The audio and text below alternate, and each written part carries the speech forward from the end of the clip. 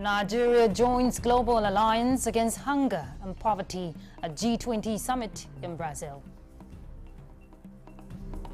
Putting us on a better and more progressive arrangement to prioritize food security. President Tinubu transmits medium-term expenditure framework to National Assembly.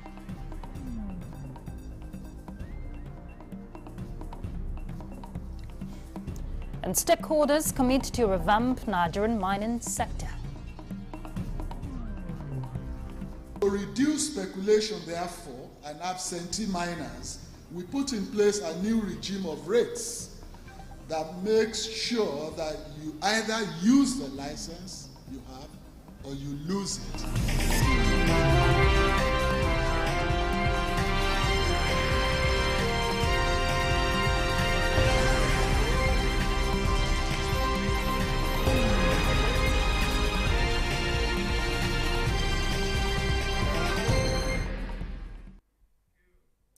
Hello, thank you for joining us. This is the news desk at 6 on NTA News24. We're reaching you live from Abuja. I'm Ruth Aguela. Nigeria has joined the Global Alliance Against Hunger and Poverty, an initiative just launched at the ongoing summit of the G20 leaders in Rio de Janeiro, Brazil.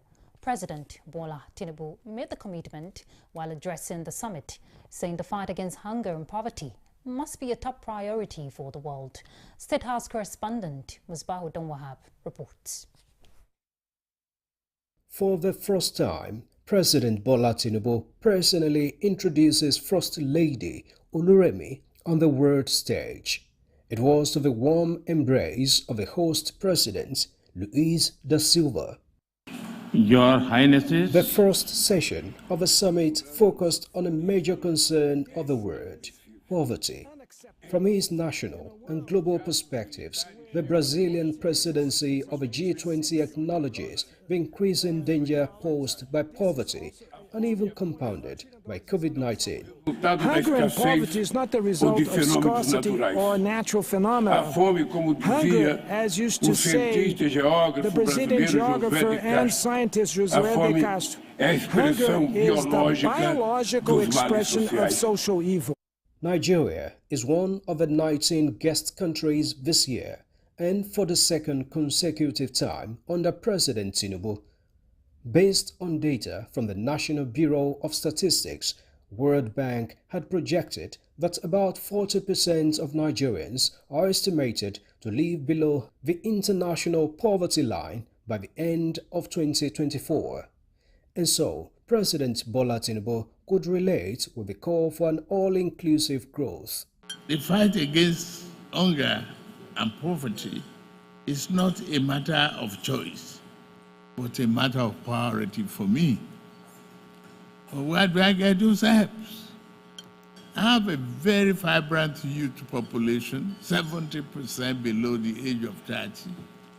To all of us here, investment in education, investment in health, investment in food security, cheaper financing, de-risking various African countries, putting us on a better and more progressive arrangement to prioritize food security and the agricultural reforms are necessary. As he paints the picture of challenges confronting Africa, including insecurity, multi-dimensional poverty, and cases of out-of-school children, the Nigerian leader says his administration has embarked on aggressive reform to form bases for developmental programs. But then he calls on the world to extend timely support to Africa. Support the continent. The neglect of Africa is a danger to the rest of humanity. Africa is crying for support. Thank you very much for listening. From Rio de Janeiro, Musbah and Wahab, NTA News. And turning our attention back home, President Tinubu has transmitted to the Senate the medium-term expenditure framework and fiscal strategy paper 2025 to 2027 for consideration and approval. In the communication read by the Senate for approval, the President of the Senate, Godswill Akpabio, the President expresses hope of expeditious consideration and passage as it has embedded parameters upon which the 2025 budget is predicated. During the Federal Executive Council meeting of 10th day of November 2024, the Senate is invited to note that as the 2025 budget of the federal government of Nigeria will be prepared based on the parameters and fiscal assumptions of the approved 2025 to 2027 MTEF and FSP. Also communicated to the Senate for approval is the request from the President of the $2.2 billion external borrowing plan. President Tinubu also requested the Senate to confirm appointments of 3 nominees as commissioners for the Independent National Electoral Commission and Bridget Olowuraron as Director General of Pension Commission. Meanwhile, plenary was an outpour of tribute in honor of the late Senator Ifeanyi Uba, representing Anambra South, who died on the 27th of July 2024. Vice President Kashim Shettima and the family of the deceased were among those in attendance at the valedictory session.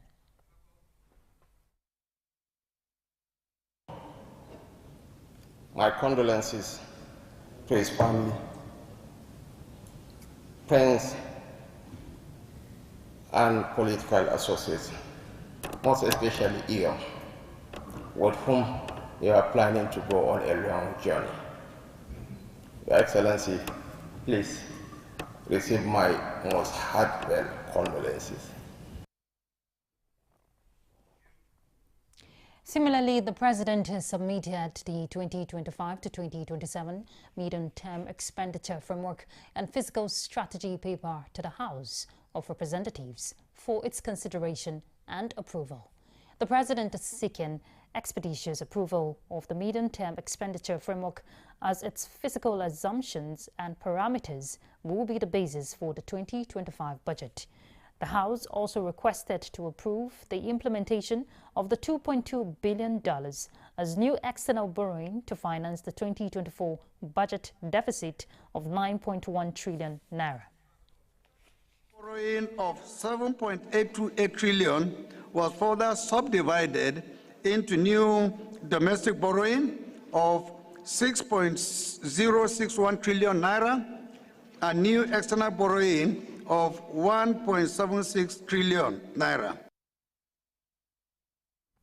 In other resolutions, the House called for the activation of 87 skills acquisition centers of the National Directorate of Employment to lift millions of youth out of unemployment. These centers, currently non-functional, the intended goal of equipping the nation's youth with essential vocational skills is being undermined. This situation is contributing to rising unemployment, as these centers were designed to offer critical training in areas such as computer operations, welding, hairdressing, shoemaking, satellite installation, etc. Skills that are crucial for self-employment and economic empowerment. It should be noted with nostalgia that Nigeria now relies on foreign nationals from mostly West African countries like Togo, Benin Republic, Cameroon, etc., to fill the medium-skilled labor market. The Minister of Finance and Coordinating Minister of the Economy, Wale Edun, has described the renewed hope agenda of the Tinubu administration as an outstanding structure for addressing economic challenges faced in the country. This was at the opening of the 2024 National Council on Finance and Economic Development Conference in Bauchi. Awal Abdullahi will tell us more. This convergence of commissioners of finance and accountant generals from the 36 states of the Federation and the Federal Capital Territory Abuja here in Bauchi is a yearly national conference, a strategy of developing the country's financial and economic structures. With the theme, Fostering Economic Growth in Challenging Times, Strategies for Policies and Partnership for Fiscal Sustainability and National Development. The conference dwelled more on the national fiscal framework to better the country's revenue structure. It was a question of charting a way, looking forward and making plans in order to, first of all, stabilize the economy and then get investments to increase the productivity of Nigeria, grow the economy, create jobs, and of course, move people steadily and irrevocably and in large numbers out of poverty. Since assuming office, my administration has prioritized physical discipline and strategic investment in key sectors. We have doubled our internally generated revenue manifold through innovative reforms, prudent management, and partnership with federal agencies and international donor agencies.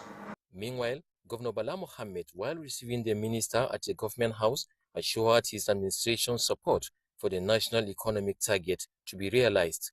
In Bauchi, Awwal Abdullahi, NTA News. In other news, Minister of Solid Minerals Development, lLIVE, has assured Nigerians that government has adopted necessary policies to position solid minerals as source of national pride and pillar of growth for Nigeria's economy.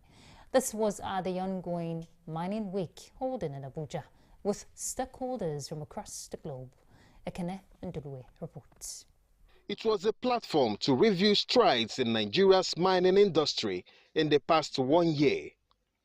The new sheriff in the sector, lLIVE, is pleased that reforms introduced within the period are sanitizing the sector, creating room for capable investors. To reduce speculation, therefore, and absentee miners, we put in place a new regime of rates that makes sure that you either use the license you have or you lose it. The federal government has decided to privatize the foremost integrated steel plant at Ajokuta and its captive iron ore mine at Itakpe, and we have kickstarted the process to ensure the accomplishment of this objective above by signing a memorandum of understanding with the original builders of the plant. Minister of Innovation, Science and Technology is representing the president at the event with the message that mining is now integral to his broader vision of national prosperity. Our vision also emphasizes local content, linking mining to broader economic diversification by prioritizing local sourcing, technology transfer, and skills development. Mining investment brochure launched at the event provides roadmap of opportunities for investors with highlights on key reforms in the industry. Ekene Ndulwe, NTA News. You're watching the news desk at 6 on NTA News24. We have more reports after the break. Stay tuned. We have lost a rare gem. Join us for a night of tributes in honor of our dear colleague, Joy Osiagu. I am Joy Osiagu. Really. On Wednesday, November 20, 2024, at the NTA Arena, Area 11, Garki, Abuja. Time is 5 p.m.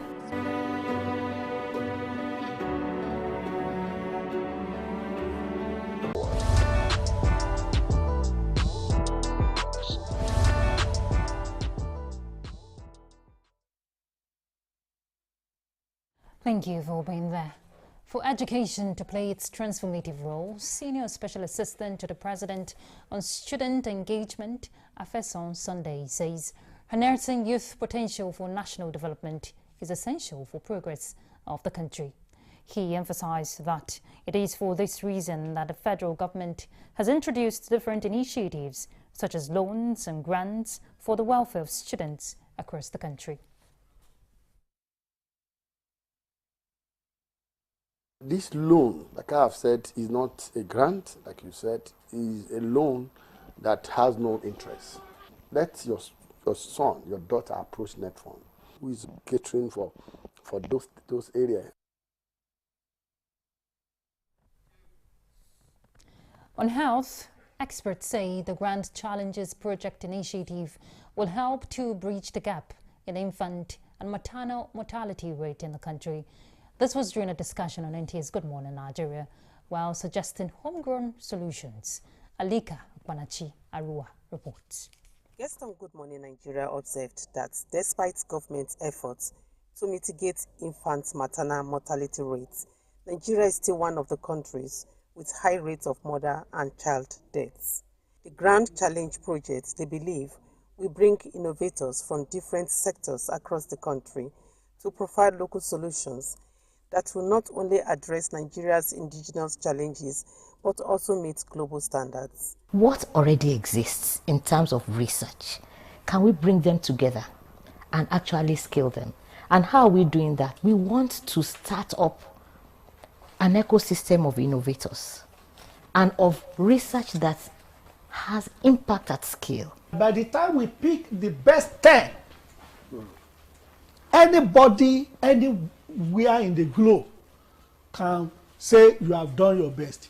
As we are doing that normally, there's going to be scientific analysis of everything, like we have said, measurable quantity, like we have said, everything will be done, documented. They therefore invite applications from interested Nigerians with innovative ideas to identify what is available locally within the country that will help in sweeping the country of its health problems. Nutrition Society is like not the project, but the actual person who owns it is the government. So the government has already identified that and taken the ownership. We should now make it more sustainable. The guests also seek collaboration from subnational governments who are closer to the people at the grassroots. In Abuja, Alika Okpanachi, Arua, NTA News. Governor Usman Ododo of Kogi State has reiterated his commitment to security, saying his administration will continue to enforce zero tolerance to threats to safety of lives and property in the state. The governor stated this in a chat with a vigilante group, Professional Hunters in Lokoja, hailing the group for their unwavering commitment.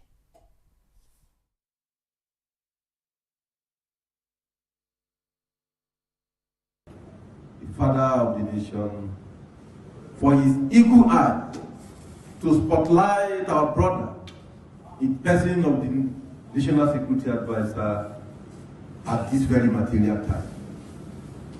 We are assuring him that here in Kogi State, we will continue to support him to succeed. We will continue to work with him and by him, behind him, to make sure criminals are rid out of our dear country. The State Security Advisor, Commander Jerry Omodara, the State Commissioner of Police and Coordinator of the Professional Hunters Group, Professor Abdullahi Yau, commended the governor for his commitment to security. You know, the topography of Kogi State is a very unique state in Nigeria, a state that borders 9 states plus FCT. If not his commitment, nobody will be living peacefully in the state.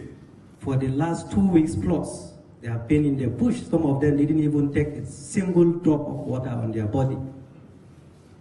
They did not sleep well. There are no houses in the bush. There is no food, no rice. They have been eating gari for the last 2 weeks, just to make sure that the good people of Kogi will sleep in their houses. And still talking security, to secure its national defense infrastructure and ensure its air power remains unchallenged, the Nigerian Air Force says it must evolve its cybersecurity strategies alongside its air combat technology. Chief of Air Staff, Air Marshal Hassan Abubakar, stated this at a cybersecurity awareness training for Nigerian Air Force personnel. Defense correspondent Olajide Bello reports. The sky, once the domain of the Air Force fighter jets, drones and surveillance platforms, is now a battlefield where invincible forces, cyber attack, can cripple an entire defense system in a matter of seconds. These digital threats, often launched from remote corners of the globe, target critical military systems from communication networks to weapons control systems. In the quest to protect the nation's sovereignty, the Nigerian Air Force must prioritize bolstering its cybersecurity capabilities. The integrity of our nation's defense systems, the security of our communications, and the sanctity of our data depend on the strength and resilience of our cybersecurity framework. For the Nigerian Air Force, which has distinguished itself as being more technologically advanced than other services, cybersecurity is not just an IT concern. It is the bedrock of our operational readiness and the key to mission success.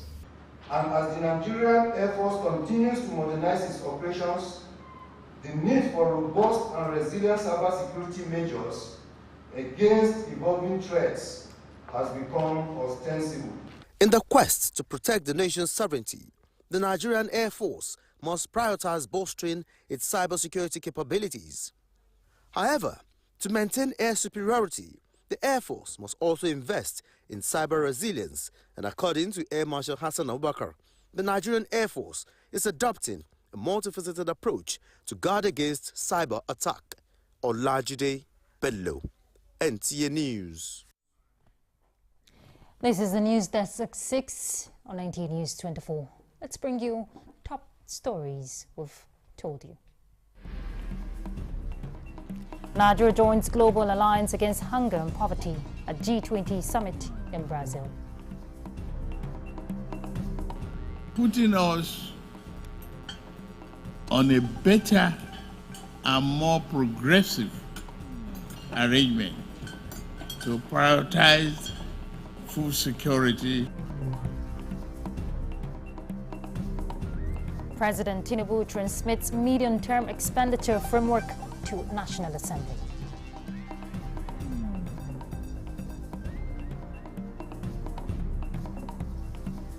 And stakeholders commit to revamp Nigerian mining sector. To reduce speculation, therefore, and absentee miners, we put in place a new regime of rates that makes sure that you either use the license you have or you lose it.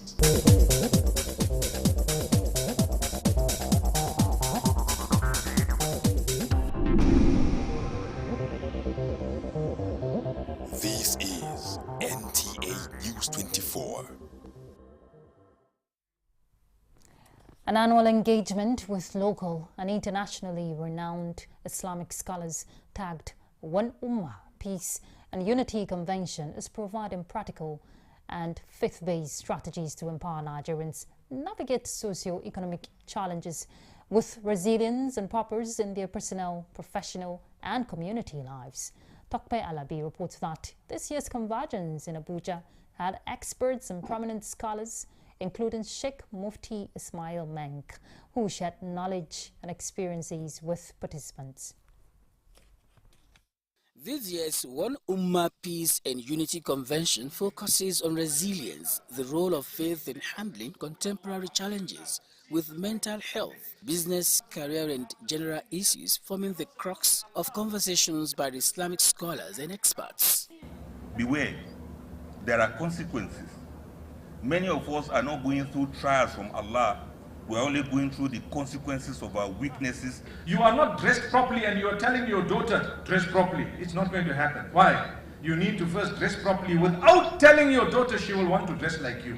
This is expected to equip participants with strategies to integrate faith and conviction into their business and career development as they navigate challenges to nurture entrepreneurship and financial literacy. Because if Allah subhanahu wa ta'ala did not grant you success, you would never ever be able to acquire success in your business. So beware of pride. While the event seeks adults to build healthy relationships with guidance and mutual respect on maintaining mental health within marriage and conflict resolution, the teens were encouraged on peer connections and personal growth to understand self-awareness, emotional intelligence, and social skills. It is very rare that we'll talk about marriage, that the conversation will not start tilting towards women are suffering and men are suffering them. Iblis is our problem, though. It's so important that we work as hard as we can to transform ourselves to be better than who we are today. And that is one of the things that this year's PUC is striving to establish. Once we understand all the proper roles that we are meant to fulfill, we will be at peace. The reason why we suffer from all these mental illnesses that the whole world is talking about is that when you drift away from the reason why you were created to something else that you have created. This is an opportunity to learn more, but also to take actions. We must learn to unite because, like they say, together we're stronger. This year's Unity and Peace Convention is deepening strategies for understanding and overcoming challenges while allowing people to discover themselves to find solace and strength. In Abuja, Tokbe Alabi, NTA News. And we're done with the news. Thank you for your time. I'm Ruth Aguele. Bye.